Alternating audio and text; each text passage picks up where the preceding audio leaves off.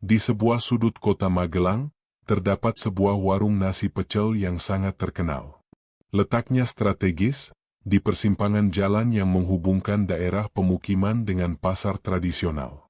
Warung ini tidak mencolok, bangunannya sederhana dengan dinding kayu yang mulai lapuk di beberapa bagian. Namun, di balik kesederhanaan itu, ada daya tarik yang membuat orang terus berdatangan. Pelanggan datang dari berbagai kalangan, mulai dari pedagang kecil hingga pegawai kantoran.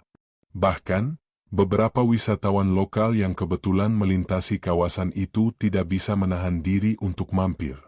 Keistimewaan warung ini bukan hanya karena lokasinya yang strategis, melainkan juga rasa nasi pecelnya yang sulit dilupakan.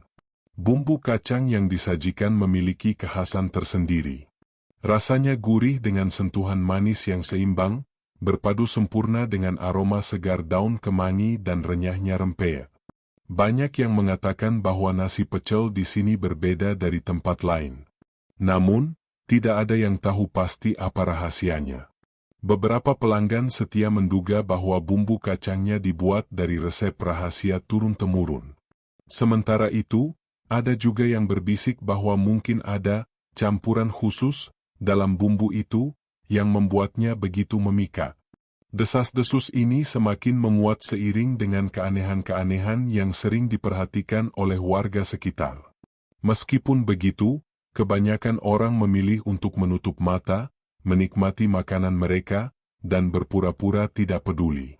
Sebab, siapa yang peduli soal rahasia di balik kelezatan nasi pecel ketika perut lapar mereka sudah terisi? Pemilik warung tersebut, seorang wanita tua bernama Bu Sumi, selalu tampak ramah dan tersenyum kepada setiap pelanggan. Rambutnya yang sudah memutih rapi disanggul sederhana, dan tubuhnya yang agak bungkuk menunjukkan usia yang tidak lagi muda. Meski demikian, Bu Sumi sangat gesit. Ia selalu bergerak cepat, meracik pesanan dengan tangan terampil yang sudah terlatih selama bertahun-tahun. Suara lembutnya terdengar setiap kali ia menyapa pelanggan, tetapi anehnya, tidak ada yang benar-benar tahu banyak tentang kehidupan pribadinya. Bu Sumi jarang berbicara tentang dirinya atau masa lalunya. Ia selalu mengalihkan pembicaraan dengan senyuman setiap kali ada yang bertanya tentang hal-hal yang bersifat pribadi. Yang membuat Bu Sumi semakin misterius adalah rumahnya yang terletak di belakang warung. Rumah itu tampak tua, dengan cat yang mengelupas dan jendela-jendela kayu yang kusam. Pekarangan rumahnya dipenuhi oleh tanaman liar, memberikan kesan suram yang tidak biasa.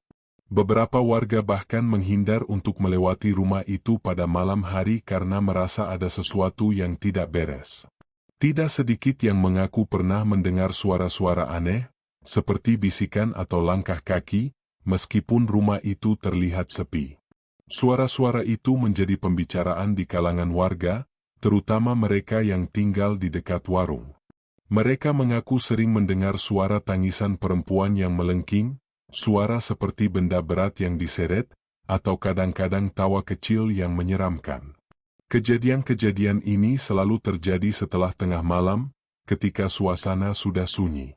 Namun, tidak ada yang berani memastikan apa yang sebenarnya terjadi di rumah itu.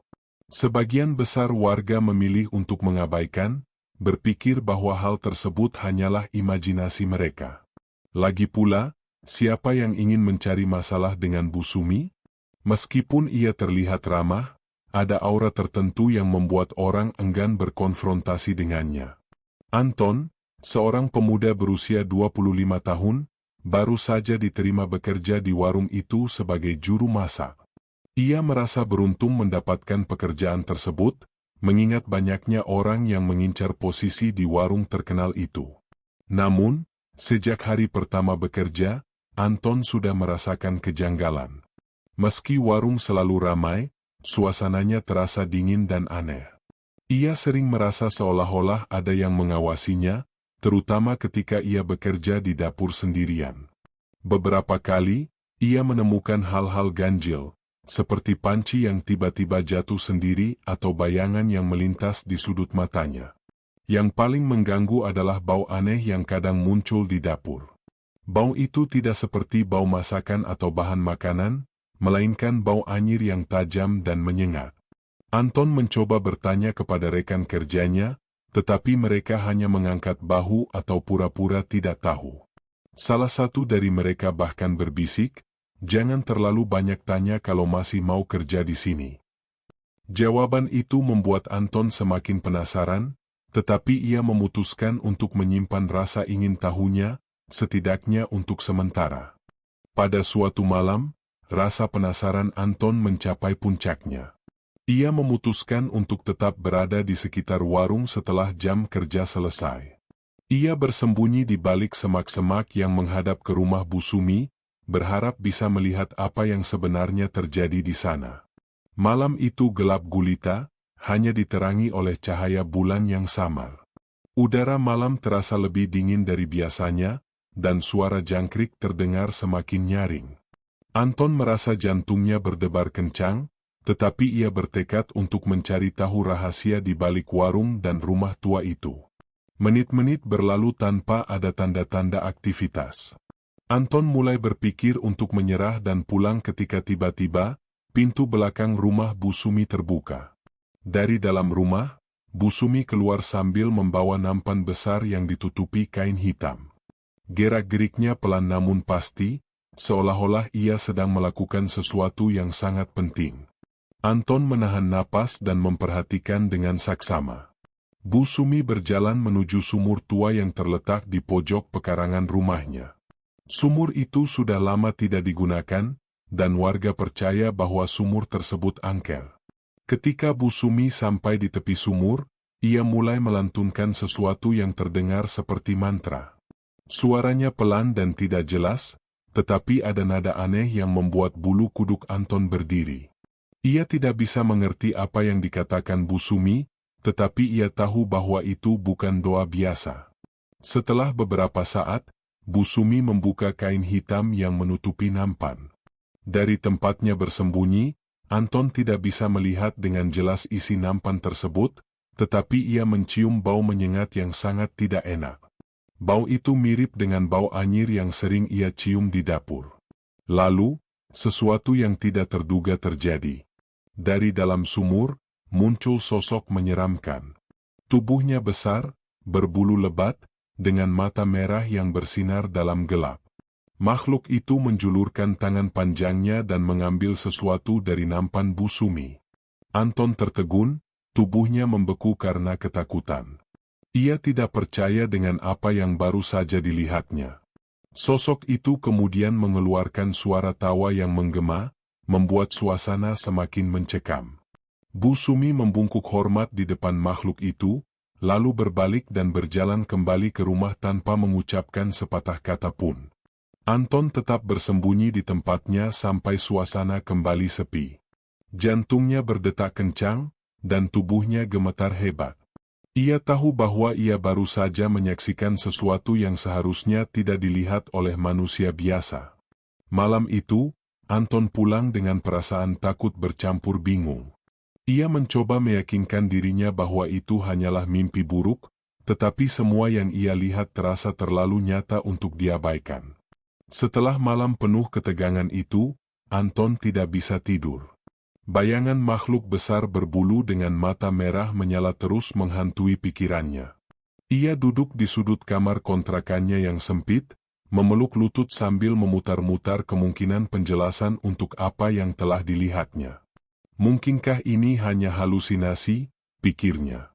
Namun, bau anyir yang masih melekat di hidungnya adalah bukti nyata bahwa apa yang ia saksikan bukan sekadar mimpi buruk. Ketakutan semakin menyelimuti dirinya. Ia mulai bertanya-tanya, apa hubungan Bu Sumi dengan makhluk itu? Apakah ini ada hubungannya dengan kesuksesan warung pecel yang begitu fenomenal?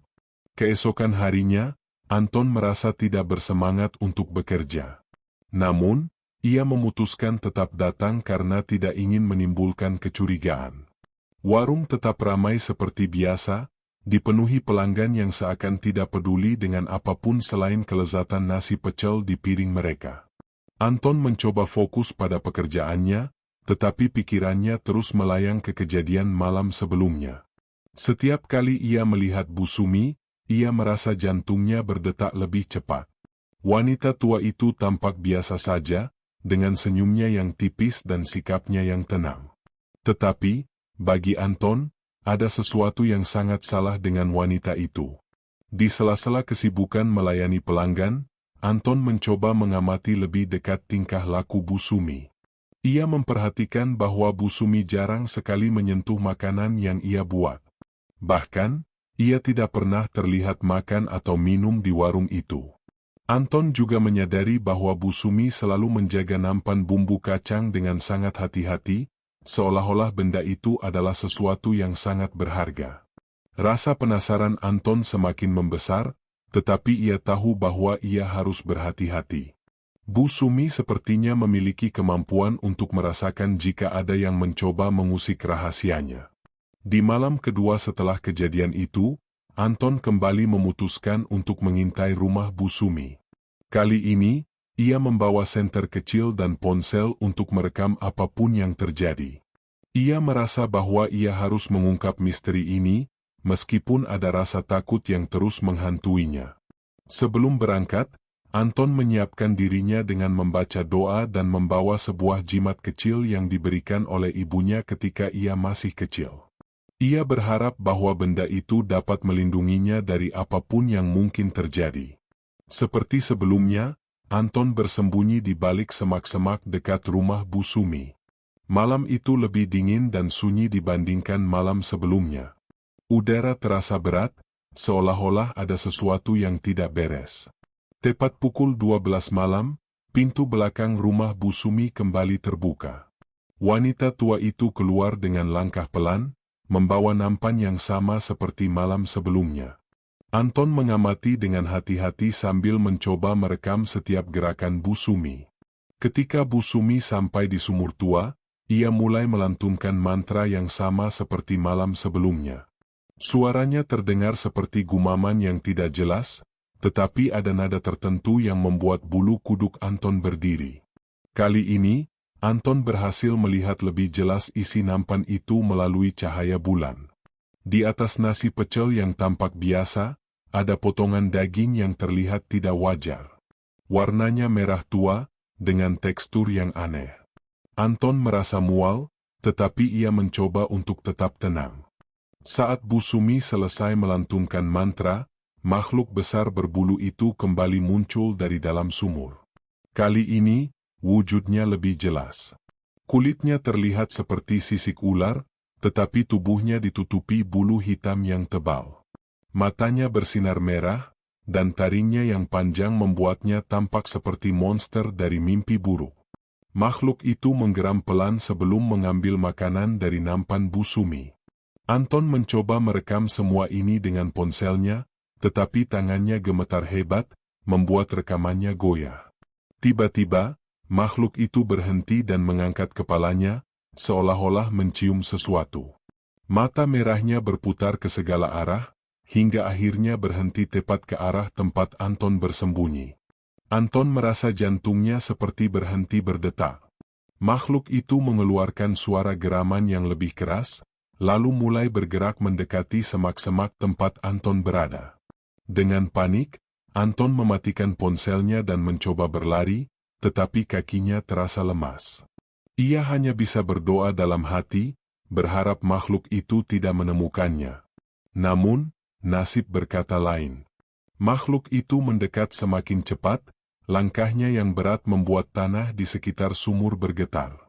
Anton memutuskan untuk bangkit dan berlari sekuat tenaga. Ia tidak peduli lagi apakah ia akan terlihat oleh Bu Sumi atau makhluk itu. Yang ada di pikirannya hanyalah menyelamatkan diri. Saat ia berlari menjauh, ia mendengar suara tawa menggelegar yang sangat menyeramkan dari arah sumur. Suara itu menggema di telinganya, membuatnya hampir kehilangan keseimbangan. Anton berhasil mencapai kontrakannya dengan napas tersengal-sengal. Tubuhnya basah oleh keringat, dan ia merasa seluruh energinya terkuras. Ia langsung mengunci pintu dan jendela, memastikan bahwa tidak ada yang mengikutinya. Namun, saat ia duduk untuk menenangkan diri, ia mendengar sesuatu yang membuat darahnya membeku. Ada suara ketukan pelan di jendela, diiringi oleh bisikan yang terdengar seperti suara Bu Sumi. "Anton, kamu melihat terlalu banyak," bisik suara itu. Anton terdiam, tubuhnya membeku di tempat. Jendela kontrakannya kecil dan berlapis tirai tipis, sehingga ia tidak bisa melihat dengan jelas siapa yang berada di luar. Namun, suara ketukan itu terus berulang, semakin keras dan cepat. Ketika akhirnya ia memberanikan diri untuk mendekati jendela, ia melihat bayangan samar berdiri di luar, melengkungkan tubuh seperti hendak mengintip ke dalam. Meski bayangan itu tidak berbentuk jelas, Anton tahu bahwa sosok itu bukan manusia biasa. Rasanya seperti hawa dingin dari luar menyusup melalui celah-celah kecil, mengalir ke dalam ruangan dan menyelimuti tubuhnya dengan ketakutan. Ketukan di jendela berhenti tiba-tiba. Suasana menjadi hening, begitu mencekam hingga Anton bisa mendengar detak jantungnya sendiri. Ia memutuskan untuk tidak mendekati jendela lagi. Dengan tangan gemetar, ia meraih ponselnya, berharap bisa menghubungi seseorang untuk meminta pertolongan. Tetapi saat ia menyalakan layar ponselnya, ia terkejut melihat notifikasi aneh. Ada sebuah pesan baru yang masuk, tanpa nama pengirim. Isi pesannya hanya satu kalimat, "Jangan ikut campur, atau kau akan menyesal." Anton merasa panik. Ia mencoba menghapus pesan itu, tetapi ponselnya tiba-tiba mati sendiri, meski baterainya masih penuh. Rasa takutnya semakin menjadi-jadi. Ia merasakan hawa dingin yang menyelimutinya semakin pekat, seperti ada sesuatu yang mengawasinya dari kegelapan. Ketika ia kembali duduk di sudut kamar, terdengar suara langkah berat di atap kontrakannya. Suara itu berjalan pelan, tetapi cukup untuk membuat Anton yakin bahwa ia tidak sendirian. Tanpa berpikir panjang, Anton keluar dari kontrakan. Ia memutuskan untuk pergi ke rumah temannya, Bagas, yang tinggal tidak jauh dari situ. Bagas adalah salah satu teman dekatnya yang sering membantu jika ia menghadapi masalah. Dengan langkah terburu-buru, Anton berjalan melewati ganggang sempit yang sunyi. Namun, setiap kali ia melangkah, ia merasa seperti ada yang mengikuti dari belakang. Ketika ia menoleh, tidak ada apa-apa, hanya bayangan gelap dan suara angin yang menerpa dedaunan. Ketika akhirnya Anton tiba di rumah Bagas, ia langsung mengetuk pintu dengan keras. Bagas yang baru saja bangun karena suara ketukan itu terlihat terkejut. "Ton, ada apa? Mukamu pucat banget," tanya Bagas.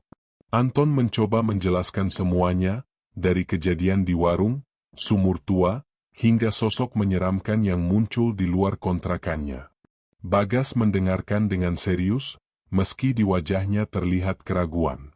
"Ton, ini serius?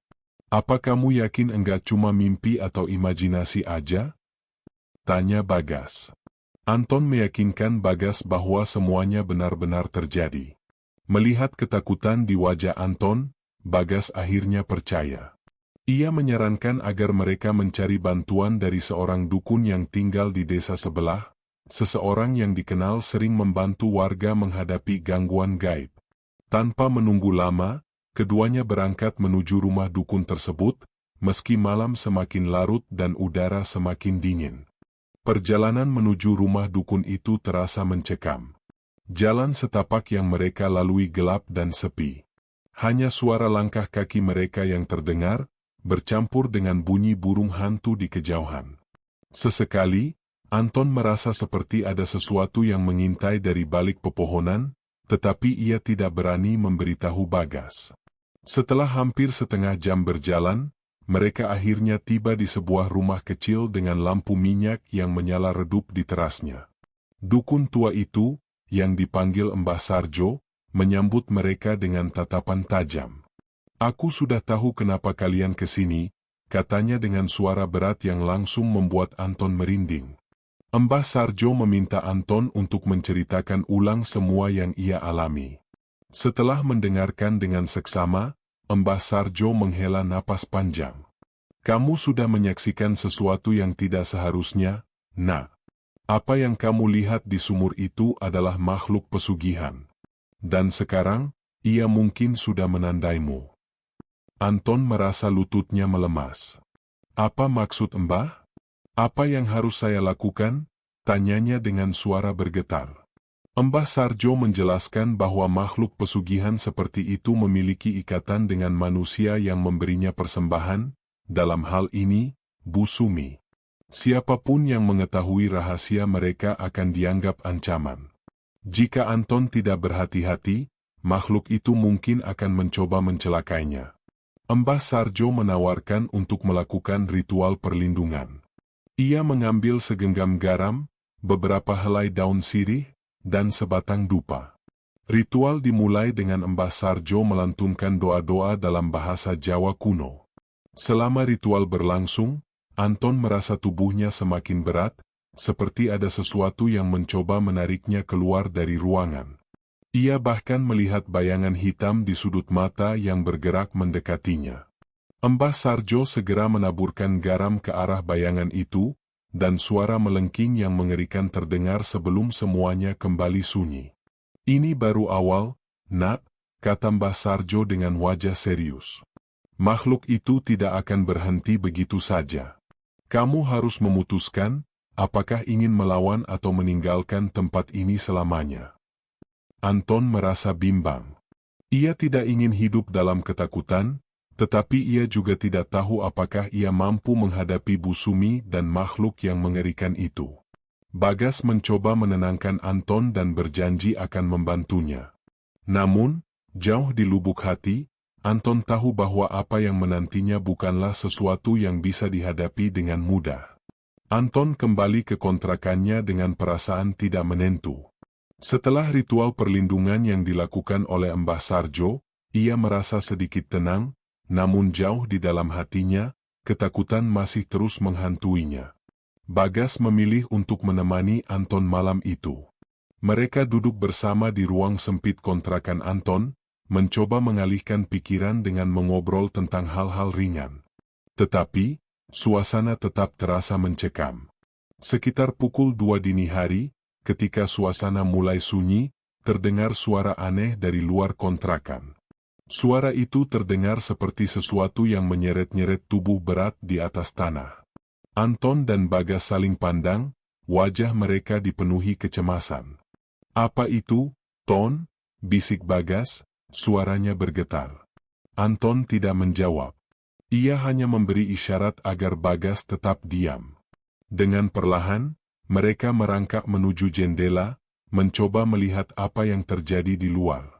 Saat mereka mengintip dari balik tirai, pandangan mereka langsung terpaku pada sesuatu yang mengerikan. Di halaman depan kontrakan Anton, tampak makhluk besar berbulu yang pernah ia lihat di sumur Bu Sumi. Makhluk itu sedang merangkak, mengendus-endus tanah seperti sedang mencari sesuatu. Tubuhnya yang besar terlihat semakin mengerikan di bawah cahaya rembulan.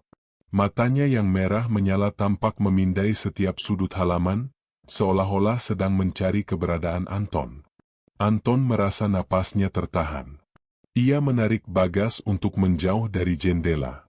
Itu dia, Gas. Itu makhluk yang aku ceritakan, bisiknya dengan suara gemetar. Bagas tampak pucat. Ia tidak menyangka cerita Anton benar-benar nyata. Kita harus keluar dari sini, Ton. Sekarang juga, kata Bagas dengan panik. Namun, sebelum mereka sempat melakukan apapun, terdengar suara keras seperti benda berat yang menabrak dinding kontrakan. Seluruh ruangan bergetar, dan suara geraman rendah terdengar dari luar. Makhluk itu tahu mereka ada di dalam. Anton dan Bagas hanya bisa berdoa dalam hati, berharap makhluk itu tidak bisa masuk. Tetapi, harapan mereka hancur ketika suara retakan terdengar dari arah pintu depan.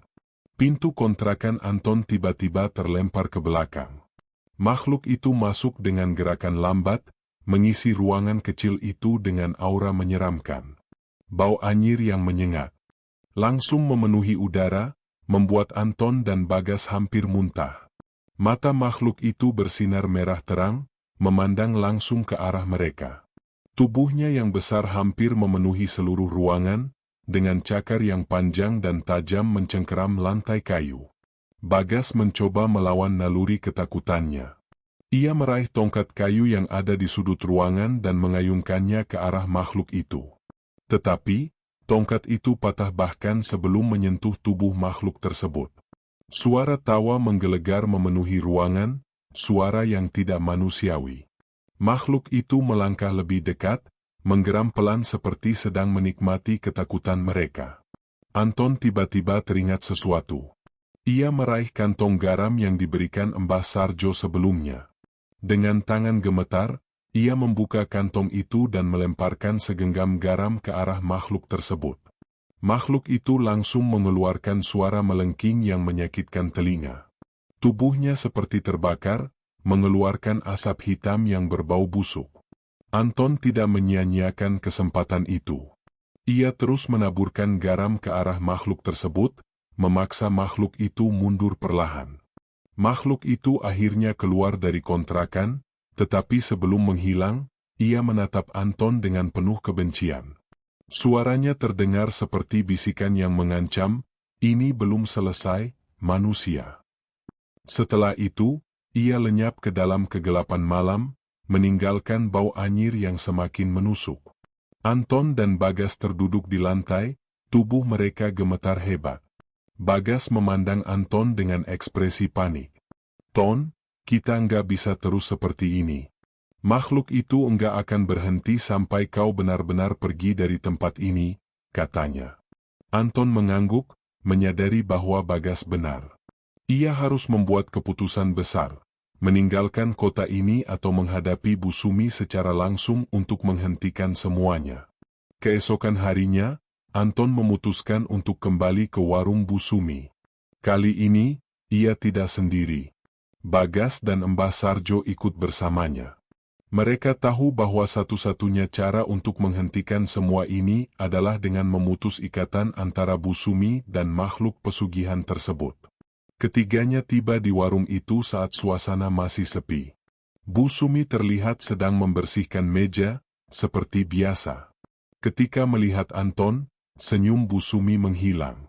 Ia tahu bahwa Anton sudah tahu terlalu banyak. "Kamu seharusnya tidak kembali, Nak," kata Bu Sumi dengan suara dingin. Mbah Sarjo melangkah maju. "Kami tahu apa yang kau lakukan, Sumi. Hentikan ini sekarang, atau kau akan menghadapi konsekuensinya," katanya tegas. Bu Sumi tertawa kecil, tetapi ada nada kepahitan dalam tawanya. "Kalian tidak tahu apa yang sudah kujalani," katanya sambil menatap mereka dengan mata yang penuh kebencian. "Makhluk itu memberiku segalanya. Tanpa dia, aku bukan siapa-siapa. Dan kalian ingin aku menghentikan semua ini? Tidak mungkin." Pertarungan batin dan fisik yang lebih menyeramkan mulai mendekat. Apa yang terjadi di warung pecel itu malam itu akan menentukan nasib Anton dan teman-temannya, serta misteri mengerikan yang melibatkan Bu Sumi dan makhluk pesugihannya. Bu Sumi melangkah mendekati mereka, aura gelap menyelimuti tubuhnya. Senyumnya berubah menjadi seringai penuh keangkuhan. "Kalian pikir kalian bisa menghentikanku? Kalian bahkan tidak tahu apa yang sedang kalian hadapi," katanya dengan suara yang terdengar bukan miliknya lagi. Matanya berubah menjadi hitam pekat, dan bayangan makhluk besar yang pernah dilihat Anton muncul di belakangnya, siap melindungi tuannya. Anton, Bagas, dan Mbah Sarjo mundur beberapa langkah. Mbah Sarjo mengambil kantong garam dan daun sirih dari tasnya, kemudian mulai melantunkan doa-doa dengan suara lantang. Udara di sekitar mereka tiba-tiba berubah dingin, dan suara melengking dari makhluk itu menggema, membuat semua orang merasa nyeri di telinga. Makhluk itu menyerang lebih dulu. Dengan kecepatan yang tidak terduga, ia melompat ke arah Mbah Sarjo, tetapi dukun tua itu melemparkan segenggam garam tepat ke wajah makhluk tersebut. Makhluk itu menjerit, kulitnya yang berbulu hitam mulai mengelupas dan mengeluarkan asap hitam pekat. Namun, serangan itu hanya membuatnya semakin marah. Ia berbalik, mengarah ke Anton dan Bagas, yang berdiri mematung ketakutan. Anton berusaha mencari keberanian. Ia meraih sebuah botol kaca dari atas meja, mengisinya dengan sisa garam yang ada, lalu melemparkannya ke arah makhluk itu. Botol tersebut pecah tepat di tubuh makhluk itu, menimbulkan ledakan kecil yang memekakkan telinga. Makhluk itu tersentak mundur, tetapi Bu Sumi hanya tertawa. "Kalian tidak akan pernah menang. Kekuatan ini milikku selamanya," teriaknya. Mbah Sarjo kemudian mengambil langkah terakhirnya. Ia menyalakan dupa yang dibawanya, menaruhnya di tengah ruangan, dan mulai melantunkan doa yang lebih panjang dan intens. Asap dari dupa tersebut membentuk lingkaran di sekitar Bu Sumi dan makhluknya. Bayangan hitam yang menyelimuti tubuh Bu Sumi mulai memudar. Suara makhluk itu semakin melemah, seperti sedang diserap oleh kekuatan doa Mbah Sarjo. Bu Sumi menjerit, mencoba melarikan diri dari lingkaran asap itu, tetapi ia tidak bisa bergerak. Tubuhnya terlihat melemah, dan makhluk pesugihan di belakangnya mulai mengecil, berubah menjadi sosok bayangan kecil yang akhirnya lenyap. "Tidak! Jangan ambil semuanya dariku," teriak Bu Sumi, air matanya mengalir deras. Ketika doa selesai, semuanya menjadi hening. Bu Sumi jatuh terduduk di lantai. Ia menangis terisak-isak, tubuhnya tampak kurus dan renta. Aku hanya ingin bertahan hidup. Aku tidak punya siapa-siapa. Warung ini adalah satu-satunya cara agar aku bisa hidup," katanya dengan suara lemah. Anton memandangnya dengan campuran rasa kasihan dan ketakutan. Mbah Sarjo mendekati Bu Sumi dan berkata, "Apa yang kau lakukan salah, Sumi? Kau telah mengorbankan banyak hal, termasuk dirimu sendiri, untuk kekuatan yang tidak seharusnya kau miliki. Kini semuanya telah berakhir. Tinggalkan tempat ini, mulailah hidup baru tanpa ikatan dengan kegelapan." Bu Sumi mengangguk perlahan, lalu meninggalkan warung itu tanpa sepatah kata lagi. Anton dan Bagas membantu Mbah Sarjo membersihkan sisa-sisa ritual. Setelah itu, Mbah Sarjo memberikan beberapa nasihat kepada Anton. "Kegelapan hanya berkuasa jika kita memberinya tempat dalam hidup kita. Jangan biarkan ketakutanmu menguasaimu lagi," katanya sambil menepuk bahu Anton. Anton memutuskan untuk meninggalkan kota itu. Ia merasa bahwa hidupnya tidak akan pernah sama lagi jika tetap tinggal di sana. Bagas mengantarnya ke stasiun kereta, dan mereka berpisah dengan perasaan lega sekaligus haru. Warung Bu Sumi akhirnya ditinggalkan begitu saja, perlahan-lahan ditelan waktu. Beberapa bulan kemudian, Anton mulai menjalani hidup baru di kota lain. Namun, setiap kali ia melewati warung nasi atau melihat sumur tua, bayangan tentang malam-malam mencekam itu selalu kembali menghantuinya. Namun, ia tahu satu hal, ia telah selamat, dan itu sudah lebih dari cukup.